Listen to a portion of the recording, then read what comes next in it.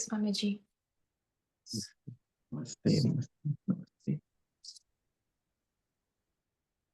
Oh, asato ma sadgamaya, tamaso ma jyotirgamaya, mrityormamritam gamaya. Om Shanti, Shanti, Shanti.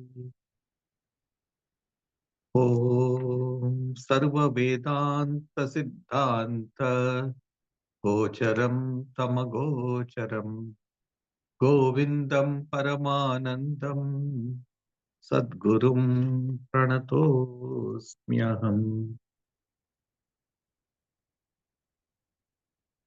Welcome back to the study of Vivekacudamani.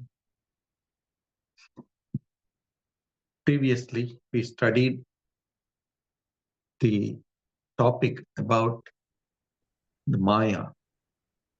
One of the most brilliant explanations of Maya is given in this Vivekacudamani by Sri Shankaracharya. It is both poetic in its nature as well as sublime in its content. So, why does Shankaracharya bring in this concept of Maya? It is because when we look into the world and we feel that this world is something that is very much ours, but yet there is something which is beyond what we see or what we feel. There is something which is beyond all of this. And how can I know that which is beyond all of this? What is the path by which I can go beyond this dual nature to which I am bound? So in order to explain what the world is, first of all, it is essential for us to know what the world is. Then, if we come to know what the supreme reality is, we will be able to understand it more clearly, or at least we will be able to grasp it to some extent. Therefore, Sri Shankaracharya brings in the concept of the Maya, that this world that you are seeing is not really as it appears to be. It is, we can call it as a make-believe world. It appears very, very real to you, but in reality, there is no essence in it. Essence in the sense that there is no worth in being in this world and being of the world. Rather, in this world, we cannot escape being in this world, but we can escape being of this world. We give ourselves to this world and the world devours it, as it were. It eats us up, as it were. Our real identity, which is of the nature of Sat, Chit, and Ananda, is somehow covered by this concept of Maya. And that's why Shankaracharya had to bring in this concept of Maya and let us know about it. Sannapya sanna hivayatmikano, vinnapya vinna hivayatmikano, sangapya nanga hivayatmikano, mahadbhuta anirvachaniya rupa. What this Maya is cannot be described in words. Those are the sentences that Sri Shankaracharya uses here. It is most wonderful, and this Maya is given of the gender, a feminine gender, even though Maya does not have any gender. But yet, this feminine gender is given to this Maya because Ya Ma Sa Maya, Sa Maya. That which is not, that is Maya. But then I feel that this world is very much existent. Therefore, Shankaracharya says, yes, you feel that it is existent. And again, the person who has gone beyond this duality has realized that it is non existent. So, for the person who has realized the supreme being or the supreme state, has attained the supreme state, for him, this universe does not hold any taste or does not hold any value, supreme value. There is some apparent value, but there is no supreme value. For you and me who are bound by this Maya, the world appears to be extremely real, extremely palpable, extremely usable, so to say. Therefore, we try. Can we have somebody talking behind there? Anyway, that's all right. So, Sannapya Sanna Hyupayatmikano, Bhinnapya Bhinna Hyupayatmikano. Neither same nor different, nor both, neither composed of parts, nor an indivisible whole, nor both. So we have studied this, I think, last time when we met. And having explained the nature of Maya, Shankaracharya goes further and he says, now I will let you know why I cannot I cannot realize my real nature.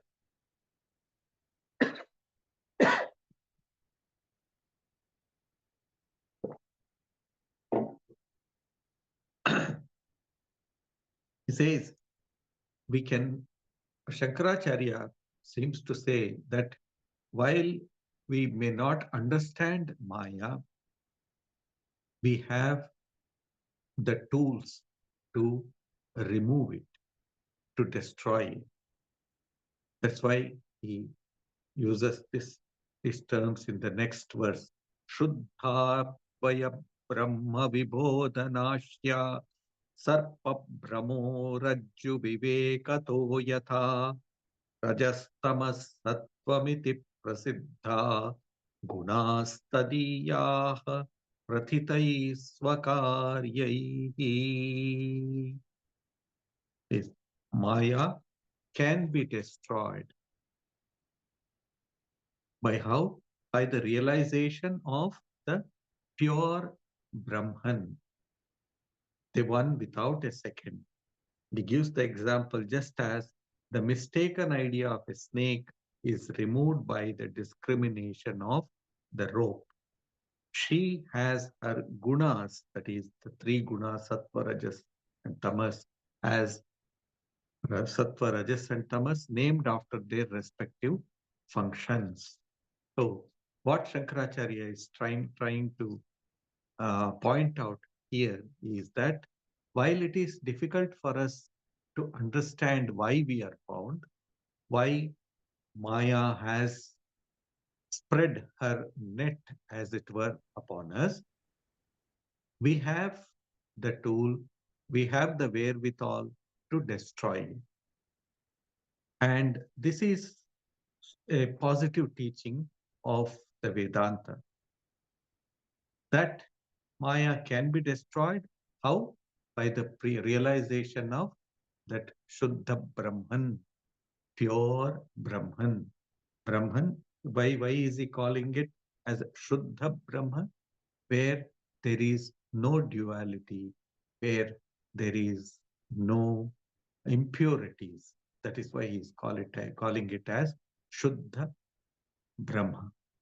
So once you realize it, or once you understand that there is something behind this make-believe world that we have got used to, then we will start um, a journey wherein we will slowly and slowly be able to give up this attachment to the, the objects of the world, because now we have started, I mean, since our childhood we start grasping the objects.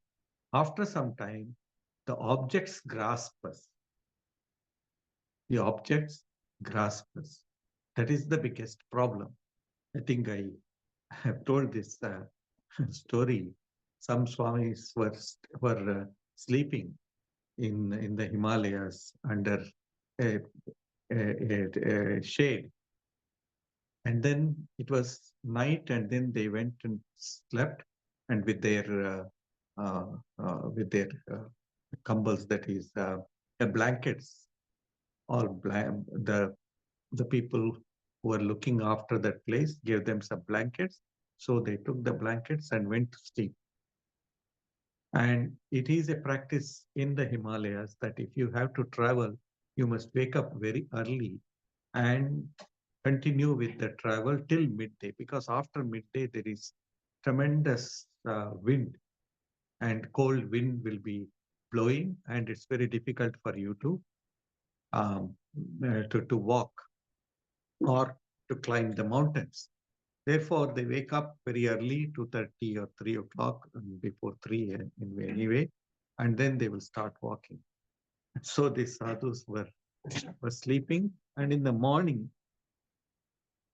when they were all ready to go, many of them got ready to go, and one of the monks was still lying down, and then the others called him, wake up, monk, wake up. It is time for you to go. So it is time for us to go. You are still lying down, because it was still dark and they could not see what is there. And so um,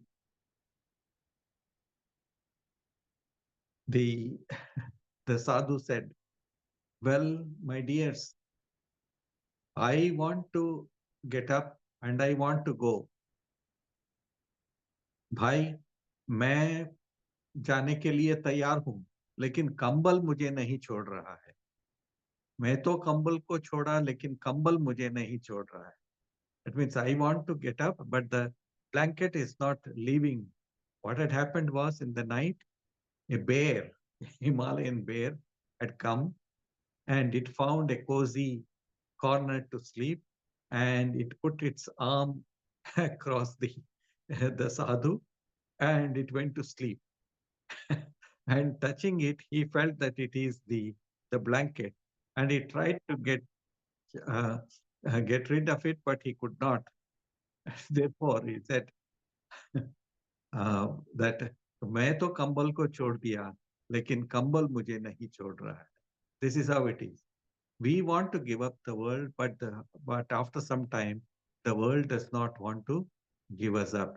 Therefore, he is saying, Shuddha Advaya Brahma Vibhodanashya Sarpa Brahmo Rajju Vivekatho Yatha.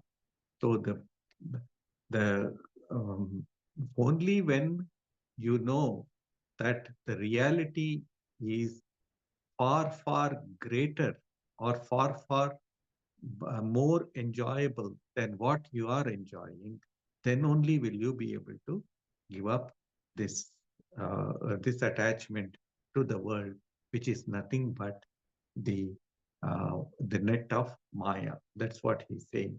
So Shankaracharya here gives an illustration. Just as the mistaken idea of a snake is removed by the discrimination of the rope, Sarpa Brahmo Rajju Vivekatho Yatha. You see the snake, or in the darkness, you think you have seen the snake or you have stepped upon the snake, and you get scared. Now, until and unless the reality of the snake is revealed, we will not rest assured. Therefore, we need to bring in a light, we need to shine a light, and then you see that it is not really a snake, but it is just a rope. So when this Maya is destroyed, only when we realize that the non-dual Brahman is the only reality that exists, just as the reality that exists is the rope alone. So the delusion that I am seeing a snake goes away, or it just gets destroyed when we discriminate and realize that it is not a snake but an ordinary piece of rope. That's what Shankaracharya is saying here. Similarly, we also mistake the world around us, the world of the senses, and we think that this is what is Brahman, or this is what is the source of all enjoyment. So he says here, just give me a second, please. This I will have to just answer this call for a minute. Just give me a second.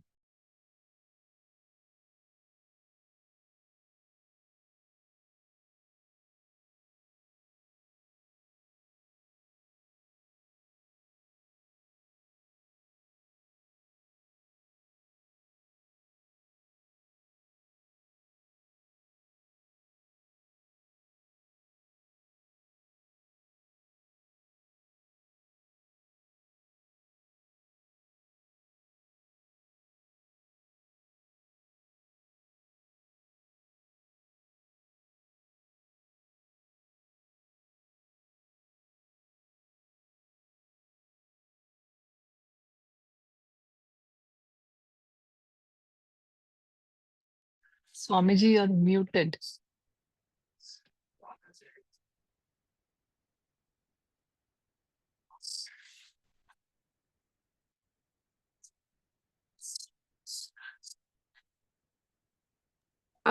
We can't hear Swamiji.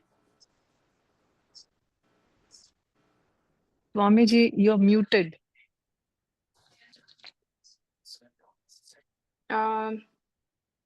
I don't think Swamiji can hear us. Yeah. I don't know how to, can't hear you. Okay. ವಿಡಿಯೋನಲ್ಲಿ on ಮಾಡಿ ಹೇಳ್ಬೋದಲ್ವಾ?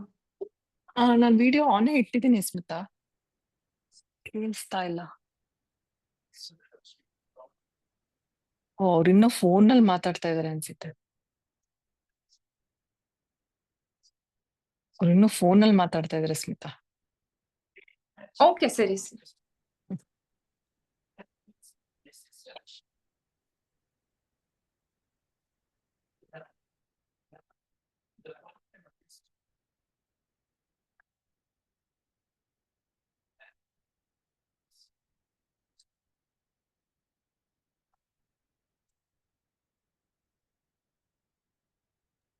Okay. Sorry. Is it audible now? Yeah. Yes.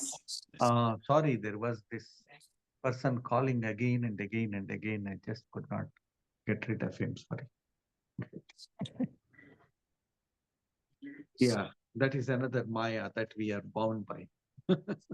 Anyway, so Shankaracharya gave this example of the Rajju Sarpa, that is the rope and the snake.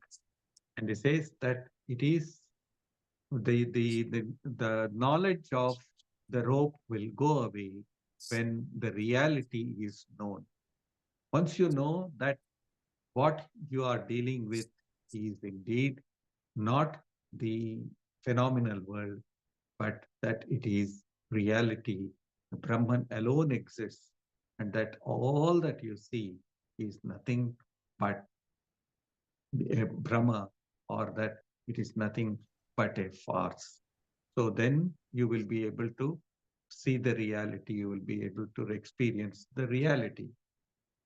Having said that, Shankaracharya is now talking about the composition of Maya.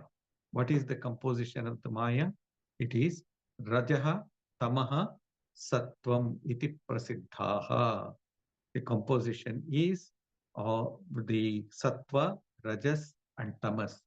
I believe we did study it in the 108th verse, that is Rajas, Tamaha, Rajas, Tamas, and Sattva. So, whatever is seen, whatever is experienced, is nothing but the effect of these three, Sattva, Rajas, and Tamas. So, as I said, the composition of Maya is Sattva, Rajas, and Tamas. We can infer the uh, the presence of these Sattva, Rajas, and Tamas by seeing the effects. Somebody is very sattvic, very pure, very full of joy. And then somebody you see full of activities, action, continuous action. There is no let or hindrance in his life. And then you see somebody is very lethargic. And therefore, you know that everything in this world is nothing but a combination of these three things. That is Sattva, Rajas, and Tamas. So Sankhya, which really proposes this concept of Prakriti and Sattva, Rajas, and Tamas, says that whatever is the effect is in the cause also. What is the cause? The cause is Maya. According to Sankhya, the cause is Prakriti. Purusha and Prakriti, these are the two separate entities. And then from Prakriti comes out the whole universe. But Vedanta says there is only Brahman, and that Brahman itself is manifesting as Prakriti or Maya, Brahman. Sri Ramakrishna gives that beautiful example of a snake, which is when, for now it is winter, for example, snake is in hibernation. If you go and see a snake, it is hibernating. There is no movement anywhere at all. And so, but when it starts moving, it moves dangerously, as it were, threatening us. So, Sri Ramakrishna says, Brahman is like that snake, which has no movement. But then the same snake, when it starts moving around, it is called as Maya, the same thing. So, but the Sankhya says that whatever is the effect is in the cause also. It is in the cause. But it says the cause is in a balanced state. When it is not functioning, when it is not creating, then it is in a balanced state. And in the effect, it is in a disturbed state. And sometimes it is in a mixed state also, a little bit of balance and more of disturbance. So Maya is a fact of existence. I think I mentioned in the last class about this concept that Swami Vivekananda talks about. Maya, he says, is a statement of fact. It is a fact of existence. It is not a theory. You know, we live in Maya, we work in Maya, and we conduct all our activities in Maya. Everything is going on in this Maya. And Sri Ramakrishna says, Maya again has these two dimensions. One is called as the Vidya Maya, and the other is known as Avidya Maya. Vidya Maya is that which lifts you up, which is uplifting. And Avidya Maya is that which drags you down. See, Sri Ramakrishna sometimes used to ask some household devotees. Is your wife a Vidya Maya or an Avidya Maya? That is she trying to drag you down, or is she trying to help you in the path of your spiritual progress? So that is just besides this. So Vidya Maya and Avidya Maya, we are subject to both of this in this world. Sometimes we are in the hold of the Vidya Maya. Sometimes we are in the hold of the Avidya Maya. Now, in whose hold we want to be is our choice. Do I want to be in the fold of the Vidya Maya, or do I want to be in the fold of Avidya Maya? This has to be understood very clearly. So and also we have the choice, you know, if we have the choice, if we choose Vidya Maya, that is that which is uplifting in our life, then we will progress towards overcoming this Maya completely. But if we choose the Avidya Maya, that is the world of make believe, then we will be keeping on, we will keep on going downward and downwards and downwards. So our spiritual growth then begins from this, this resolution to hold on to Vidya Maya. But if we do not want to hold on to that, and if we want to give away to the world of the senses, then we just remain just like animals. This is only the difference between the animal kingdom and the humans. In humans, we have been endowed with this mumukshutva. That means this desire to become free. We have this desire to become free is very much there. But if we think that we cannot be freed, some of us, some of the people whom we meet, they say, no, no, no, no. We cannot escape. Whatever is in my karma, that I will have to go through it. Let it take me wherever it takes. No, that is not true. That is not true. Karma is there, but karma is not an absolute entity. One can go to the karma adhyaksha. Karma adhyaksha means the president of karma. We can beg the karma adhyaksha, please reduce my karmas, or please reduce the effect of the karmas and let me get rid of the karma. So as our intensity increases, we become more intense in our spiritual pursuits, then the effect of the Maya will become less and less. This is what he says, Sat Rajastama Sattvamiti Prasiddha. So another view in Vedanta is that we are not essentially subject to Maya. Our subjection is to it is only provisional. We have allowed it to take upon us. And then the moment we say, no, I don't want to be subject to Maya, and that I want to be freed from all of this, that aspiration should come from within. It is like the thrust of the rocket. If you have to thrust the rocket out of the Earth's gravitational power and thrust it towards the orbit, there needs to be a tremendous power. There needs to be a tremendous, that fuel must be very strong, and it must have a tremendous power. Similarly, there must be a tremendous aspiration within a sadhaka, a spiritual aspirant. If he or she feels that, no, I don't want to be subjugated by this world of make-believe, and that I want to go beyond all of this, that very moment we will be able to be freed. But how many of us have that power within? No.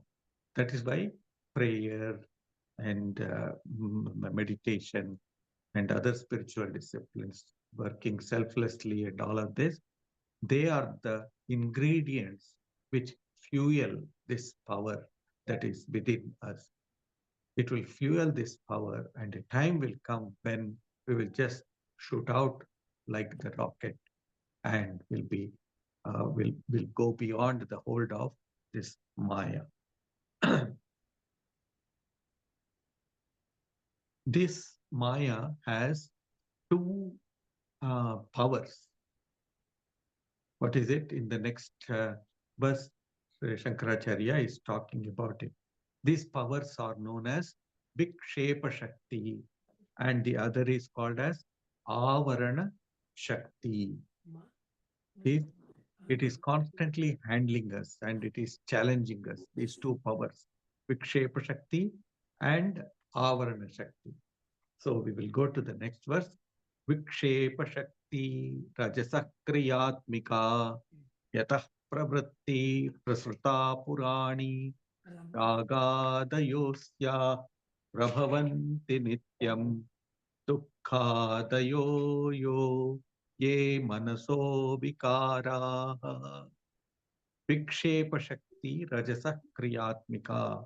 Rajas has its Vikshepa Shakti or projecting power, which is of the nature of an activity, and from which this primeval flow of activity has emanated.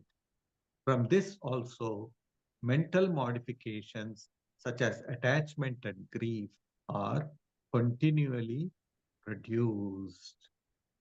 So, Rajas has this projecting power, which is of the nature of um, activity. Vikshepa Rajasaha Kriyatmika. In this world, we can see this effect of this Rajas. We are all subject to Rajas. Most of us are subject to Rajas more and less to Sattva. Some of us, of course, are also subject to Tamas more. So this is this Rajasic power, Rajasic nature also thrusts us um, towards the world, not away from the world. It thrusts us towards the world. All dynamism in the world that we find is towards this. So he says, Rajasa Kriyatmika, and from this, the primeval flow of activity has emanated. Primeval flow, that is the phenomenal world, alternatively evolving and going back into an involved state. He uses two words here. One is evolving and the other is involving. Evolution and involution. These are the two words that are used here. So Rajas, it just evolves. And then Tamas involves. Sattva also involves in our life, definitely. If we go inward, then it involves. But if it just thrusts us towards Maya, then it is tamasic nature. From this also, the mental modifications such as attachment and grief are continually produced. So as we keep on working and we become attached to the work, it will just get involved and throw us into deeper and deeper, uh, deeper levels of action. Whereas tamas is that which puts us into depression. It makes us go deeper and deeper into the depths of depression. That is what he's saying here. And then in the next verse, Kamaha Krodho Lobhadambhadi Asuya Ahankara Irshya Matsaradyaastu ghoraha dharma yete rajasa pushpum pravrittir yasmadesha tad rajo bandhetuhu. Lust, anger, avarice, arrogance, spite, egoism, envy, jealousy, and the like. These are the dire attributes of rajas, from which the worldly tendency of man is produced. Therefore, rajas is a cause of bondage. See, I told earlier, we said that rajas has an outward urge, always outgoing. Paranchikani vyatranat swayambhu, says uh, Yama in the Katha Upanishad. Paranchi Khani. Khani means the senses are paranchi. They are made to go outward.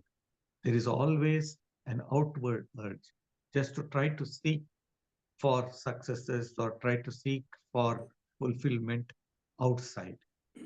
But one in a million, one in many will try to go deeper within oneself and find the real joy within ourselves. In fact, Sri Ramakrishna uses a very wonderful terminology.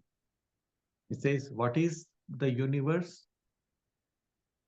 It is nothing but Kama and Kanchana. Kamini, he uses the word Kamini, Kanchana.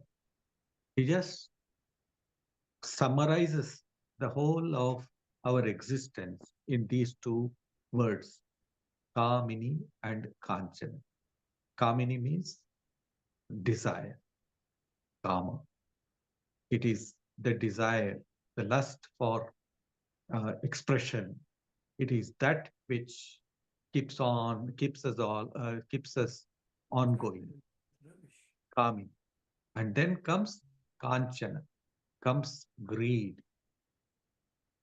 Kanchana. It is not that it is not essential, it is essential in our life, but an excess of it and getting too much attached to them, it will bring disaster in our life.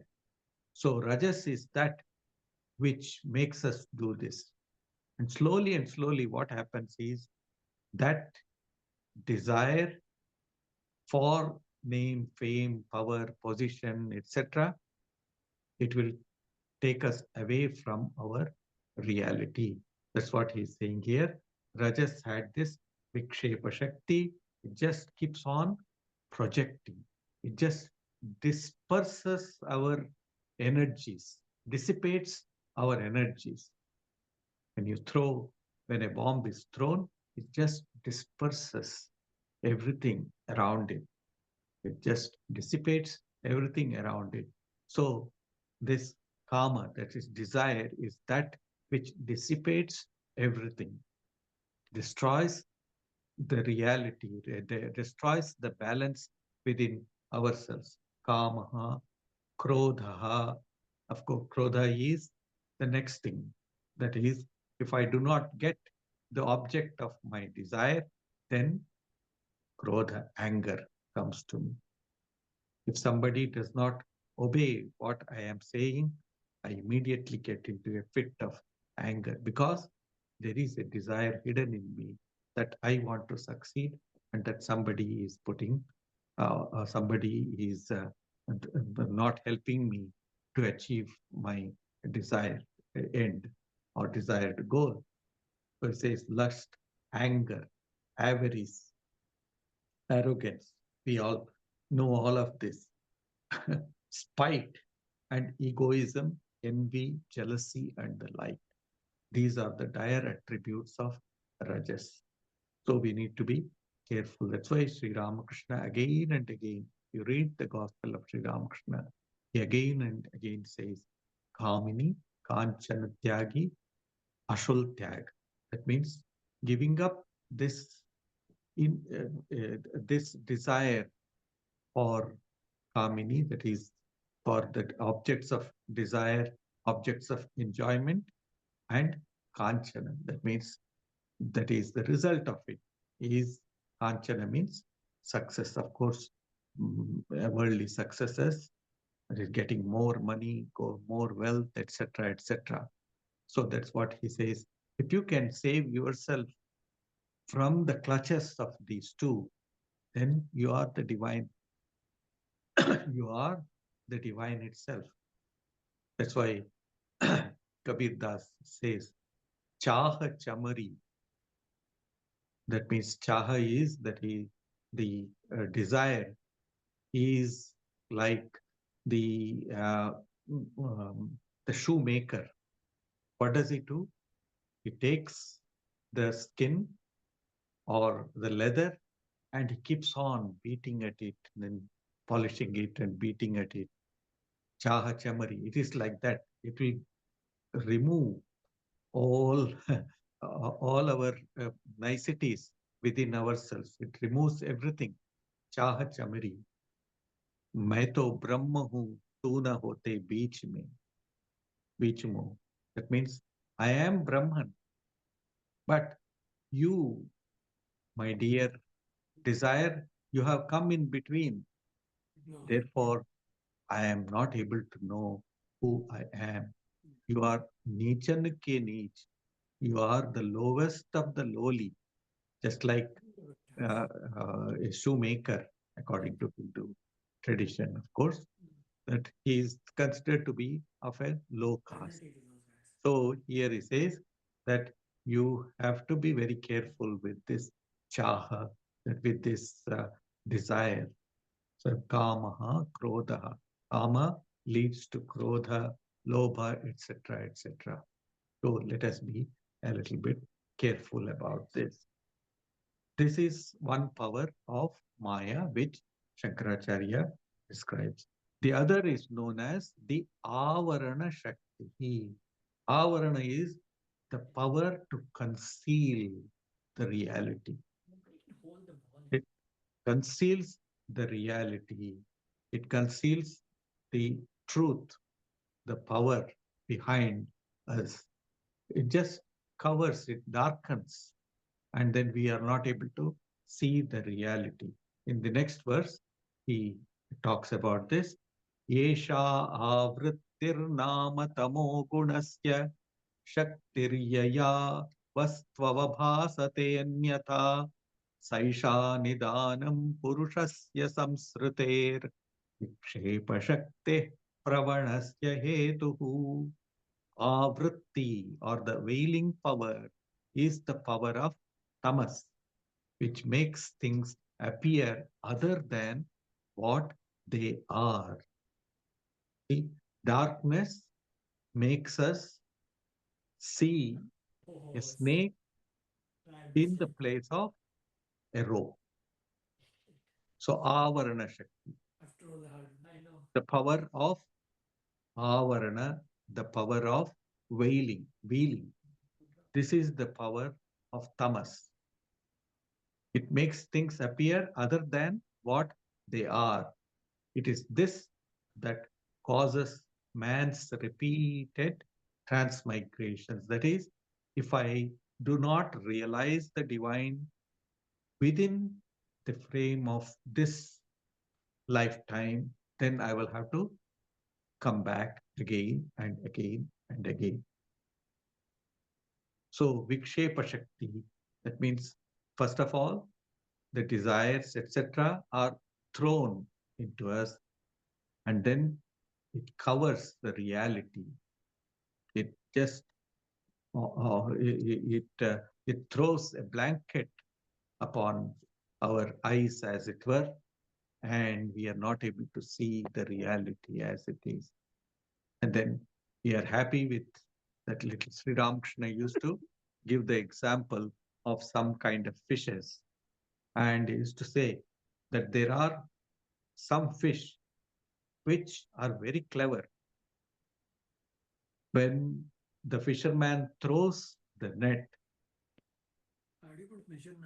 and they used to throw the net and leave it over there in small rivers. They throw the net and leave it, and then they will come and collect the net later. So most of the fish, they would just bite to the net and they feel they are very, very safe over there. But then there are a few who are very powerful, who are very energetic. So they will be just keeping quiet. As soon as the fisherman would come and then try to remove the, the net, they will just escape. And Sri Ramakrishna funnily says that then the fisherman shouts, "There escapes a fish. There goes our fish." So, in the same way, one amongst many, when they escape, then the Lord says, "Oh, here is one who has escaped my net." And the Lord is besides himself with happiness when he sees that you have escaped this bondage and you have gone beyond it. So, Avarana and Vikshepa, we have learned these two words today, that is Avarana Shakti and Vikshepa Shakti, the power that dissipates or throws us out of balance, and the other is that which covers the reality from us, does not allow us to see the reality, to see the divine. See, sometimes it is the play of the divine itself. We take it as the play of the divine itself. Said God does not want me to become free, and therefore I am not free. Some of the sages and saints, they say that yes, God himself wants us to be in this world, and therefore we are happy to obey the commandments of the Lord. That is some of the devotees' wishes. But Sri Shankaracharya here, while we are studying the Vivekacudamani, he says, no, every one of us must make this effort to just escape the bonds that bind us to this world of make believe, which he has um, conveyed through the example of Sarpa and Rajju. That means the snake and the rope.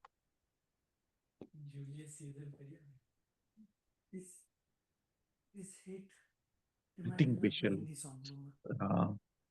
in the next verse, Shankaracharya is talking about this Avritti, how the Avarana Shakti covers us.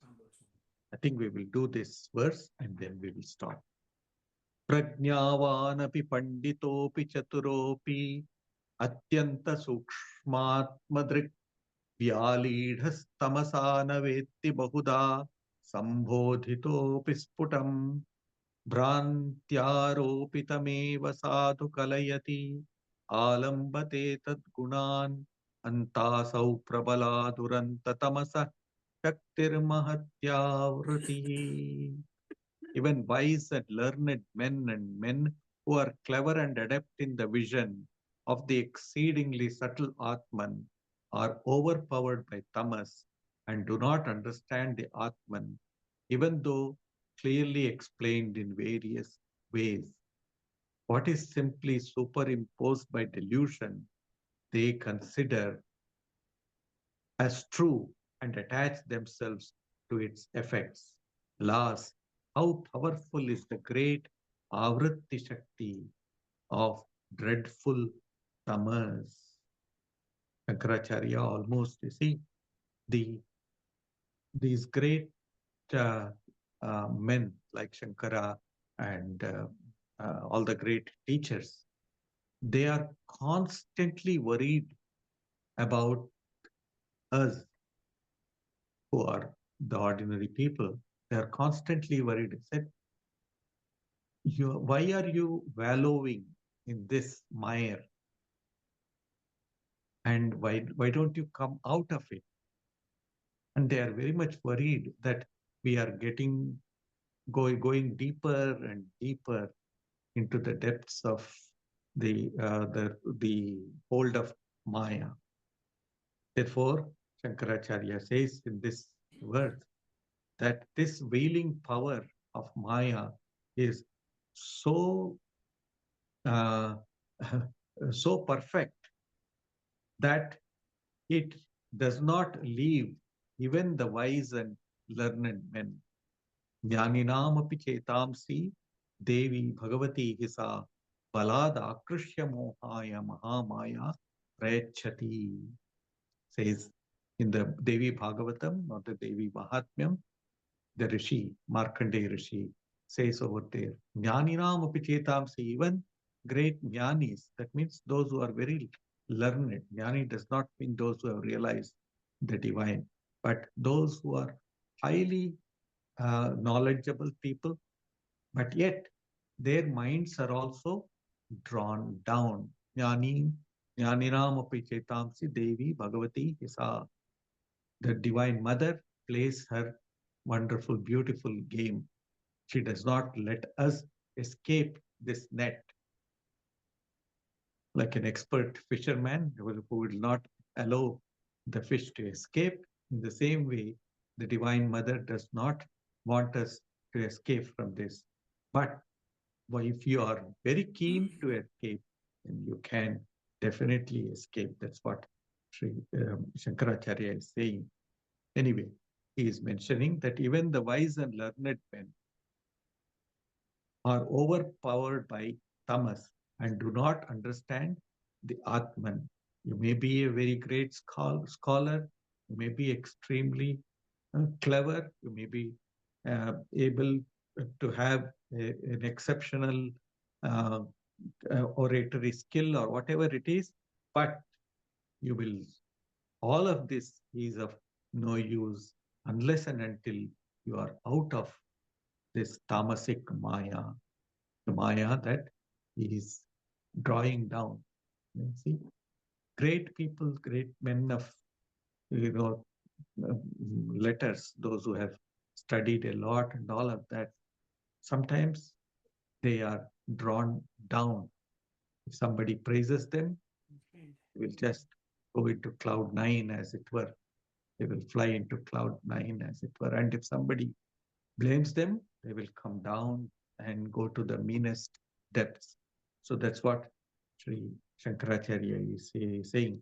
Gyalidhas tamasa na vetti bahuda sambodhitopi sputam, Shankaracharya says elsewhere. Gyalidhas tamasa.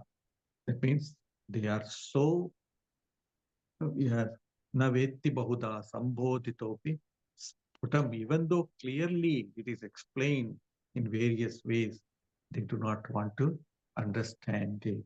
When one is overpowered with this wailing power of Maya, which is nothing but a play of tamas, then one does not understand anything at all. Even though one is warned again and again. We see this every day in the lives, in our lives, not only in our lives, in the lives of our youngsters also. You time and again you warn them against doing certain things, but yet they want to put their hands in fire, as it were. And unless and until they are burnt, they will not rest satisfied. But they will have to go through that process. So here he says this tamas is like this. It just covers your understanding and does not want you to withdraw before you get burnt. That's the idea. Antaso prabala duranta tamasaha shaktir mahati avrati. How powerful is this great wailing power of Maya? So anyway, we having said that, Sri Shankaracharya in the next verses, he says, no, don't worry about this, Maya, etc. You can pull yourself up. You can pull yourself out of this mire of Maya. There is always a way out of it. Only you need to practice. You need to do the sadhana regularly. And there must be that burning aspiration within yourself. That must be, the fire must be burning within yourself. I want to see God, or I want to know my real nature. I want to know who I really am. I am not satisfied just by knowing the external world. I want to know who I really am. So that is where we stop today, and then we will take up the next verse, which is 115, verse 115. Abhavanava viparita bhavana will be the last Thursday of July. Thank you. Thank you so much.